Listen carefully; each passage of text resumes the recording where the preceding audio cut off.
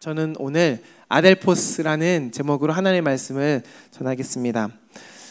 수피즘이라고 하는데요, 이슬람의 신비주의 운동이 있었습니다. 수피즘, 이 말은 아랍어인데 그 말의 어원은 타라카라는 뜻입니다. 다른 말로 하면은 길이라는 건데요, 근데 이 길은요 아무나 걸을 수 있는 그런 일반적인 도로가 아니에요. 타라카라는 이 길은요 사막 한가운데 있는 오아시스에서 또 다른 오아시스로 이어지는 길을 말합니다. 그래서 엄밀히 말하면 이 길은요 일반적인 길과는 달라요. 여러분 사막을 가보신 분 계십니까? 사막은요 길이 없지요. 우리가 걸어간 그 길이 조금만 뒤를 돌아보면 흙먼지 아래에 우리 발걸음이 사라지는 것이 바로 사막인데요, 그래서 사막 한가운데에서 이 길은 보이지 않습니다. 그러나 사막을 지나가는 사람들에게 가장 중요한 게 무엇이죠? 오아시스잖아요. 그 오아시스를 찾기 위해서는 이 타라카를 알아야 됩니다. 그래서 타라카를 볼 수 있는 사람이 바로 길 안내자라고 하는데요, 그래서 사막을 갈 때 꼭 이런 사람들과 함께 동행해야 된다고 하지요. 어쩌면 우리 인생도 그런 것 같습니다. 요즘 같은 찜통 더위에 여러분은 계단만 올라와도 땀을 흘리잖아요. 길가를 보면 어떤가요? 아지랑이가 막 올라와서 길이 흐릿흐릿하게 보이죠. 이 길을 보면요 요즘에는 사막 한가운데를 걸어가는 것 같아요. 그러한 길이 요즘에 우리가 걷는 이 길이 바로 우리의 인생길 같다라는 생각을 저는 이번 한 주 동안 들었는데요, 바로 이러한 우리의 인생길 속에서 우리를 오아시스로 이끌어 줄 만한 그런 한 사람을 만난다면 여러분 그 사람만큼 행복한 사람이 있을까요? 여러분들에게는 이러한 영적인 안내자가 있습니까? 초대 기독교를 보면요 예수를 믿는 사람들에게 칭하는 명칭이 있었는데 바로 성도라 그랬어요. 예수를 믿는 사람들 성도라고 사도행전 9장 2절 말씀에 나와 있습니다. 그런데 그 도를 따르는 사람들의 그 도가 다른 말로 바로 길입니다. 그래서 예수를 따르는 사람은 바로 예수의 길을 따라 걸어가는 사람들, 바로 그들이 누구냐면 성도라고 표현했죠. 여러분 길을 걷는다는 것, 예수의 길을 걷는다는 것 쉬워 보이지만 어려운 것이지요. 예수님을 따르는 것이 참, 예수님 믿는 것은 입으로 고백하면 그 고백이 나의 고백이 되지만 그 예수님께서 말씀하신 그 말씀을 따라간다는 것은 참으로 쉽지 않습니다. 때로는 예수님이 걸어가신 그 길이 정말 어떠한 길인지 모르기 때문에 못 걸어가는 경우도 있고요, 알고 있지만 내 삶에 적용하는 것이 참 어렵기 때문에 그 길을 회피하는 경우가 있지요. 또 예수님께서 하신 말씀을 우리가 기억하면서 A라는 길을 선택해야 예수님의 뜻인지 아니면 B라는 길을 선택해야 주님의 뜻인지 혼란스러울 때가 너무나 많습니다. 그래서 아예 포기하고 그냥 주저앉는 경우가 종종 있지요. 그래서 길을 걷는다기보다는 그냥 길 위에 서서 주님 나를 이끌어 가십시오 라고 기도할 때가 있지 않습니까? 제가 너무나 돌려 말해서 여러분들이 무슨 말 하나, 목사님 오늘 무슨 말 하나 궁금해할 수도 있는데요, 제가 여러분에게 이런 고민을 한번 던져보고 싶은 겁니다. 우리가 걸어가는 그 인생길이 쉽지 않다는 것, 어렵잖아요.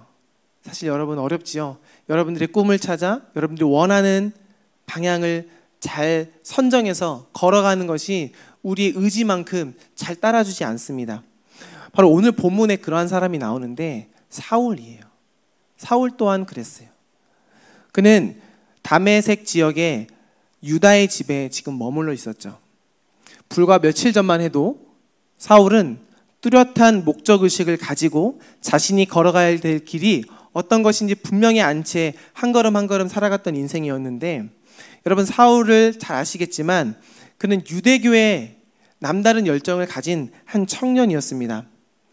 그는 십자가에 못 박혀 처형된 그 예수를 그리스도라고 칭하는, 고백하는 사람들을 잡아넣는 것이 자신의 사명이라고 생각했던 사람이었어요. 그래서 그는 다메섹을 향해서 걸어가면서 예수를 따르는 자를 잡아서 내가 감옥에 쳐넣으리라. 그래서 대제사장의 공문을 가지고 다메섹으로 갔지요. 그런데 그가 다메섹에 이르렀을 때 그가 무엇을 보지요? 빛을 보지요. 초월적인 어떠한 신비로운 빛을 보고 마주치게 됩니다. 그 빛을 보자 그가 땅에 엎드렸어요. 아마 그 빛을 보고 땅에 엎드린 그는 공포와 어떠한 전율이 그 몸과 마음을 사로잡았을 겁니다.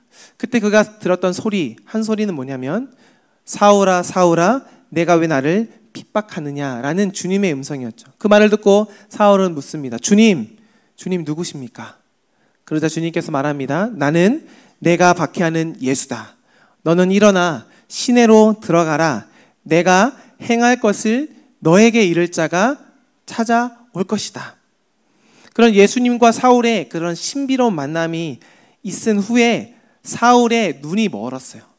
사울은 땅에 엎어졌고 다시 일어섰는데요. 눈을 볼 수 없었죠. 그렇게 살기 등등했던 사울이 이제는 눈이 감기자 사람들의 손에 의지해서 걸을 수밖에 없는 존재로 바뀌었다는 것을 여러분 너무나 잘 아시죠. 그의 삶이 한순간에 철저하게 무기력하게 바뀌었습니다. 전혀 예기치도 않았던 삶의 반전을 그 무더운 더위 속에 그가 경험한 것이죠. 그의 눈이 어두워졌고요. 그 눈이 어두워지자 그는 지금까지 소중하게 여겼던 자신의 지식, 집착, 욕망 이런 것들이 다 무의미해지는 경험을 했습니다. 그 초월적인 빛 앞에서 그가 의지했던 모든 것들이 스스로 빛을 잃어버린 것이죠. 어떤 빛이냐면 그가 이때까지 공부했던 가말리엘의 문화에서 공부했던 자부심. 그는 바리새인 중에 바리새인이었는데요. 그 바리새인으로 살아왔던 자부심, 또 로마 시민권자로 살아왔던 자부심, 그 모든 것이 빛을 잃고 한순간에 무의미해져 버렸습니다. 그러니까 그는 그의 터전이 흔들리는 경험을 한 것이죠. 분명히 나는 내 인생길을 올바르게 직시하고 알고 걸어간다고 생각했는데 그 한순간에 주님을 만나자, 한순간에 어떠한 경험을 하자, 한순간에 자신이 평상시에 생각했던 것과 전혀 다른 것을 보게 되자 그 모든 것을 무너뜨린 채 혼돈 속에 빠졌습니다. 여러분, 그런 바울의 한 일시적인 맹인에 대한 체험은요, 단순히 잠깐 눈을 감고 뜨는 것에 그친 것이 아니라 그 내면에 있는, 내면 속에 가득 찼던 그의 꿈과 그의 비전을 잃어버리는 사건이었습니다. 지금 사울에게는 자신의 길을 안내해 줄 길 안내자가 필요했던 것이죠. 여러분, 우리도 그렇지 않습니까? 우리가 각자의 삶 속에서 정말 분주하게 살아가잖아요. 제가 청년들 만나보면 그 누구보다 하루를 24시간을 48시간 같이 분주하게 살아가는 것을 저는 봅니다. 열심히 살아간다는 뜻이죠. 그 누구보다 더욱더 열심히 살아간다는 것을 저는 알고 있어요. 최선을 다해서 자신의 삶에서 돌파하려고 노력하는 그 모습. 그런데 그 의지와 노력과 상관없이 우리가 살아왔던 경험들과 우리의 계획은 스스로 빛을 잃어버리는 경험들을 훨씬 더 많이 하지 않습니까? 내가 특별히 잘못한 것도 없는데 그 누구보다도 나는 더 노력을 하고 그 누구보다도 나는 더 고민을 하는 그러한 사람인데, 그러한 의지와 노력과 고민과 상관없이 지금 내가 어디로 가야 될지 잘 모를 때 길을 잃어버린 어린아이처럼 방향을 찾지 못한 채 살아갈 때가 너무나 많은 것을 제가 보게 됩니다. 바로 사울이 지금 그런 상태였어요. 그런 그에게 특별한 만남이 생깁니다. 바로 10절에서 14절까지의 말씀인데요. 우리 10절 말씀만 한번 읽어볼까요? 10절 말씀 시작. 그때에 다메섹에 아나니아라 하는 제자가 있더니 주께서 환상 중에 불러 이르시되 아나니아야.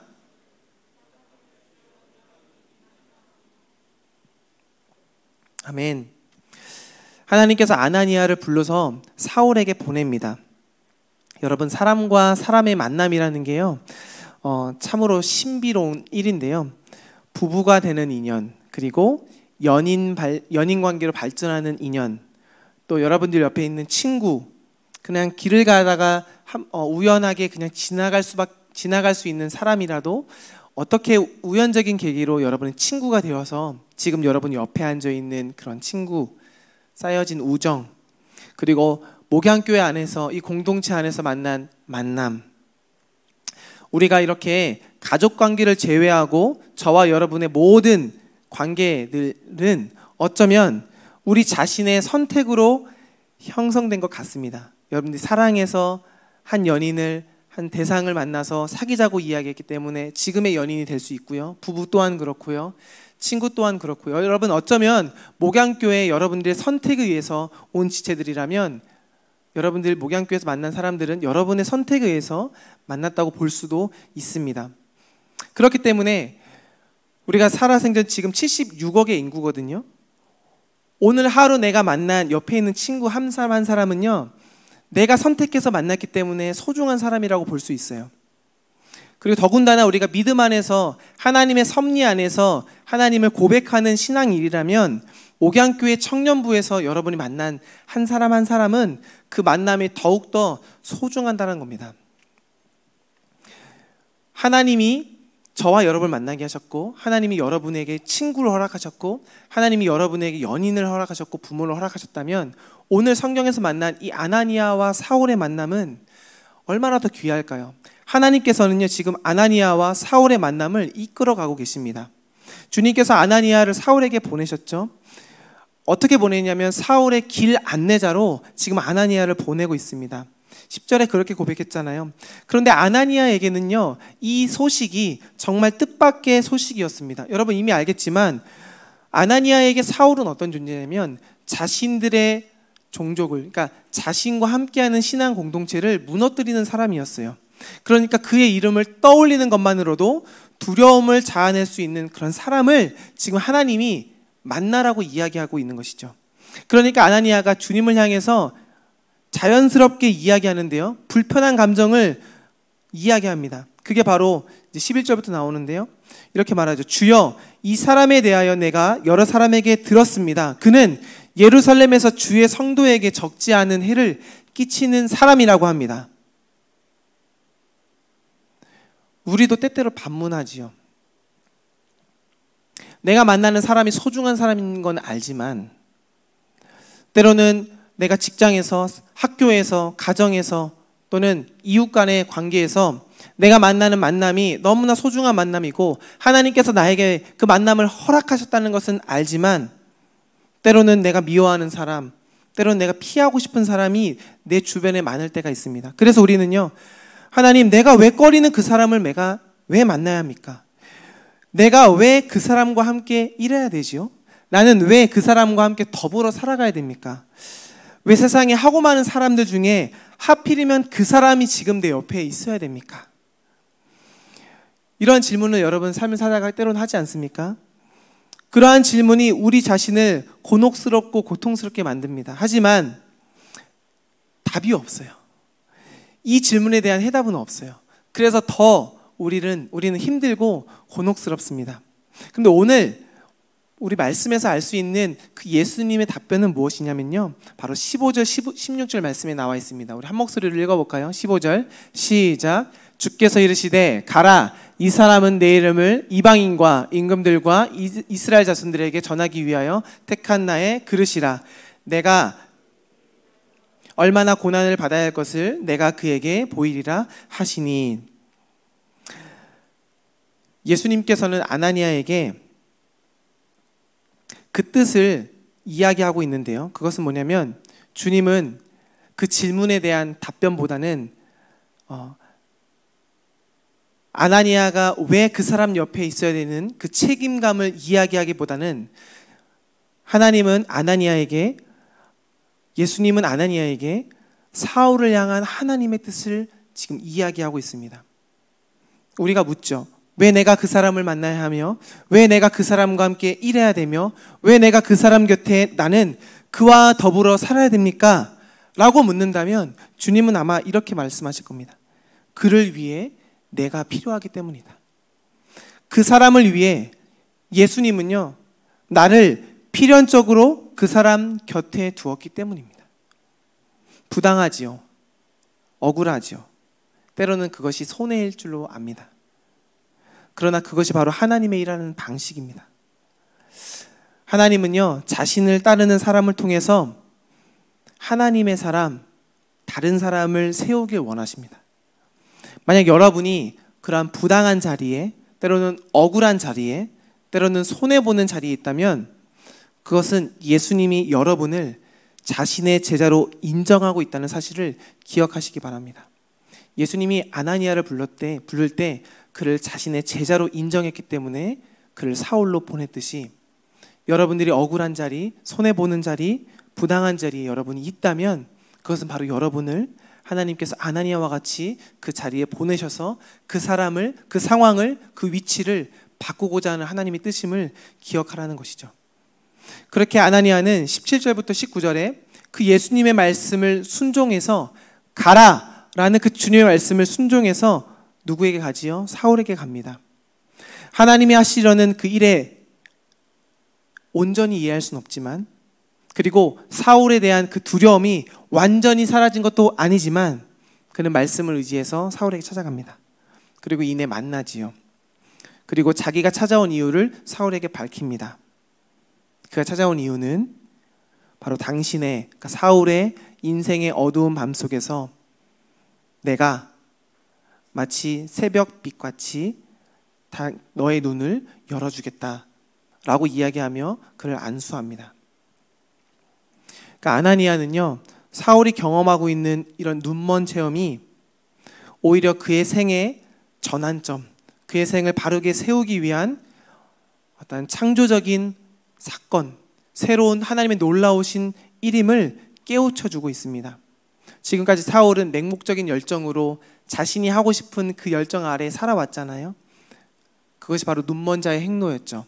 하지만 아나니아는 그 맹목적인 열정을 뜻있는 열정으로 바꾸는데 지금 아나니아에는 안수를 하고 있는 것입니다. 그러면서 그가 17절에 이렇게 고백하지요. 한번 읽어볼까요? 17절 말씀 시작. 17절 말씀 시작. 아나니아가 떠나 그 집에 들어가서 그에게 안수하여 이르되 형제 사울아, 주 곧 내가 오는 길에서 나타내셨던 예수께서 나를 보내어 너로 다시 보게 하시고 성령으로 충만하게 하신다 하니, 아나니아는 이 가련한 사울을 보면서 안수하고 말하죠. 형제 사울아, 형제 사울아. 제가 오늘 설교 제목을 아델포스라고 했는데요, 이 형제라는 말의 헬라어가 바로 아델포스입니다. 형제 사울아 라고 말하는 그런 형제의 의미는요, 사울에게는 참으로 감격적인 호칭이었어요. 왜냐하면 초대교회 사람들은요, 서로가 서로를 향해서 뭐라고 불렀냐면 형제여, 자매여 라고 불렀기 때문이죠. 우리도 오늘날에 교회 오면은 새로운 용어가 있죠. 그래서 교회를 한 번도 다니지 않은 지체가 왔을 때 낯설은 용어가 바로 형제님, 자매님인데요, 이 말의 근원이 바로 초대교회부터 시작됐다는 겁니다. 2000년 전에 여러분, 사회는요 엄연하게 계급 사회였습니다. 그 계급이 존재했던 그 사회 속에서 당시 그리스도인들이 서로 형제여, 자매여라고 부른 것은 사회적인 계급과 사회적인 신분을 초월해서 우리는 예수 그리스도 안에서 새로운 관계가 맺어진 한 가족입니다라는 의미가 담겨 있는 것이 바로 형제여, 자매여였습니다. 그러니까 오늘날 우리가 말하는 형제여, 자매여라는 의미에 어마어마한 의미가 담겨 있다는 것을 우리는 기억해야 돼요. 그러니까 사울에게 형제 사울아라고 이야기했던 것은 뭐냐면 그 사울을 두렵지만 믿음의 형제로 지금 받아들이고 있는 거죠. 그를 아직은 아니지만 신앙 공동체의 일원으로, 한 가족으로 받아들이면서 믿음으로 선포하고 있는 것이에요. 그의 의지와는 상관없이 그를 지금 동역자로 받아들인다는 뜻입니다. 여러분, 아나니아가 사울을 형제라고 부를 때 이 아델포스라고 그랬잖아요. 그 아델포스는 헬라어로 다른 의미가 한 가지 더 있는데 바로 델프스라는 의미입니다. 그건 뭐냐면 여인의 자궁을 가리켜요. 여인의 자궁.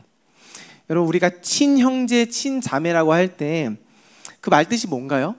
친형제, 친자매. 둘이 같은 자궁을 모태로 태어난 사람들을 친형제, 자매라고 하잖아요.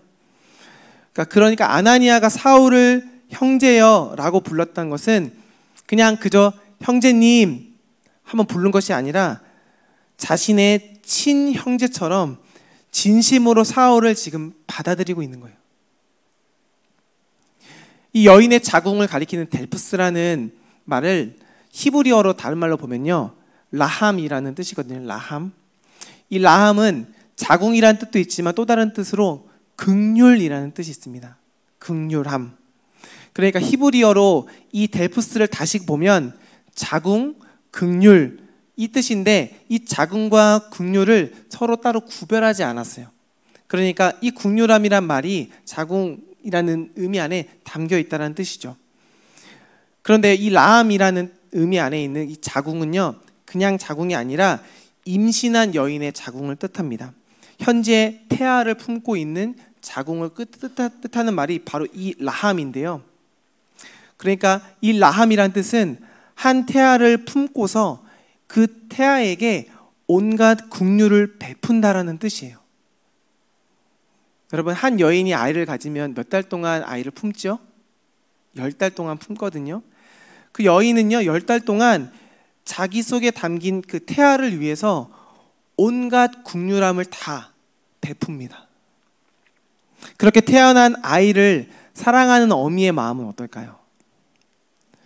아버지의 사랑도 크지만 이 어머니의 사랑은 아버지의 사랑과 비교할 수 없습니다.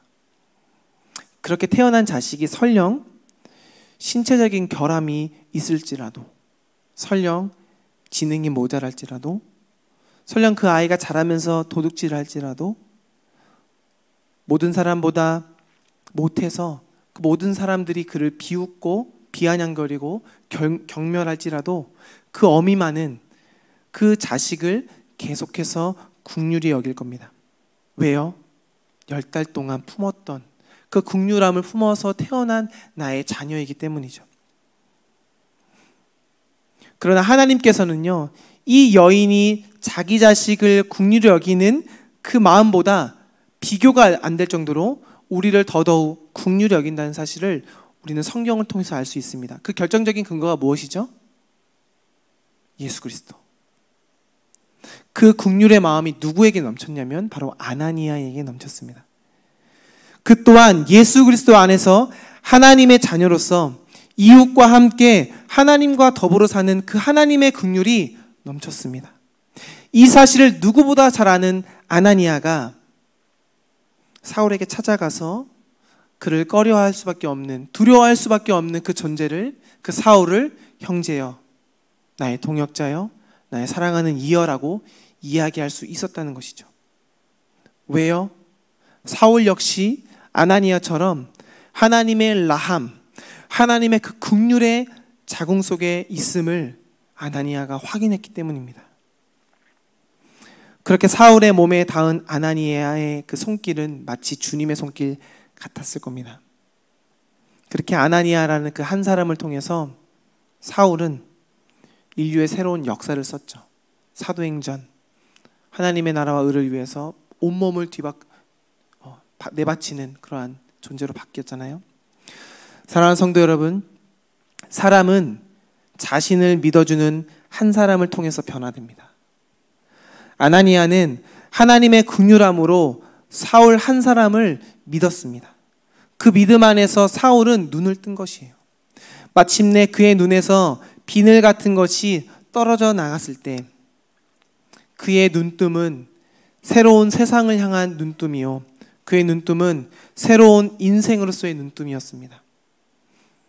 그렇게 그 사울은 그릇된 열정의 그 비늘에 가려진 그의 눈이, 편견과 경쟁심에 가려졌던 그 비늘이, 자기의 의라는 그 비늘로 가려졌던 그의 눈이 이제는 전혀 새로운 눈을 뜨게 되는 그런 역사적인 사건을 경험하게 됩니다. 누굴 통해서요? 긍휼함을 입은, 긍휼함이 넘치는 그 아나니아를 통해서. 그가 다시 보았다라고 성경은 기록하고 있습니다. 여기서 다시 보았다는 말은요, 우러러 본다라는 말 뜻이거든요. 그러니까 사울은요, 세상을 이제는 단순히 자신의 시각으로 보는 것이 아니라 하나님의 마음으로, 예수님의 마음으로 우러러 보는 눈으로 바뀌었다는 것이죠. 거기에는 타인에 대한 미움도, 남을 앞서야 된다라는 조바심도 없었습니다. 궁극적인 평안함과 기쁨의 눈으로, 그의 내면에서 그 기쁨이 솟아나는 눈으로 세상을 우러러볼 수 있다라고 성경은 기록하고 있어요. 그래서 우리가 공동체 안에서 한 형제요, 한 자매요라고 이야기할 때 그 형제 안에 담긴 의미는요, 아나니아와 사울처럼 먼저 된 자가 나중된 자를 향해서 긍휼을 베푼다라는 마음으로 고백해야 됩니다. 여러분, 형제의 의미가, 우리 안에서의 그 형제의 의미가 온전히 회복되어야 합니다.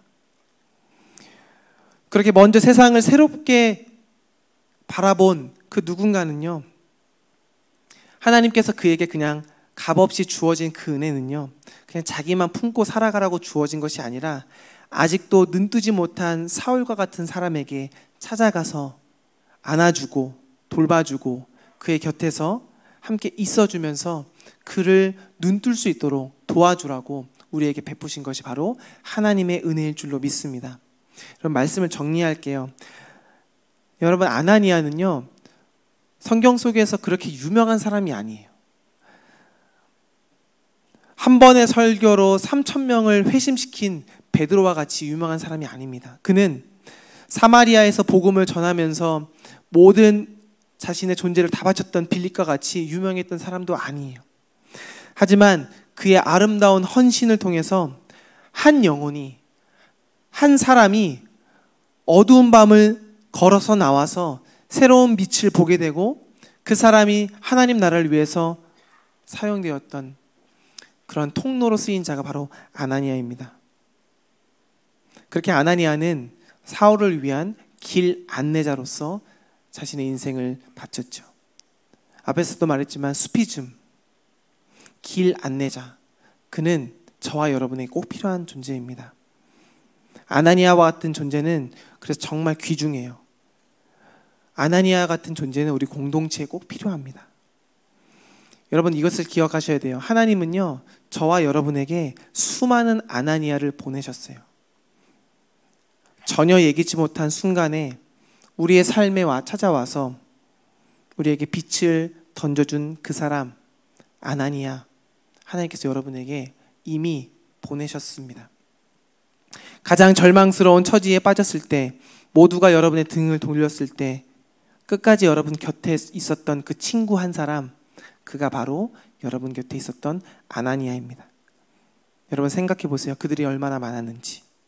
세상이 온통 악하고 세상에서 우리의 마음을 알아주는 사람이 한 명도 없을지라도 여러분 그 순간에 여러분 곁에서 마음 따뜻하게 그 사랑으로 여러분을 안아줬던 그 사람, 그가 바로 여러분의 아나니아였습니다. 그런 사람들이 우리가 생각하는 것보다 훨씬 더 많이 저와 여러분 주변에 있습니다. 그러니까 우리는 그런 사람들 때문에 그 은혜로 지금 여기에 있는 것이죠. 그래서 어쩌면 저와 여러분의 인생은 그 사랑의 빛을 지고 사는 것일 줄로 모릅니다. 그러한 신앙의 여정 속에 저와 여러분 안에 수많은 아나니아가 있었다면 하나님은 지금 저와 여러분에게 무엇을 말씀하시냐면 바로 여러분들도 그런 아나니아가 되라고, 가서 도움이 필요한 자에게 그들 옆에서 안아주고 위로해주고 기도해주며 그를 세워주라고 오늘 우리에게 말씀하고 계시는 것이죠. 누군가에게 다가가서 그들 옆에서 앉는 순간 바로 저와 여러분은 또 다른 아나니아로 하나님의 그 부르심에 순종한 사람으로 세워질 줄로 믿습니다.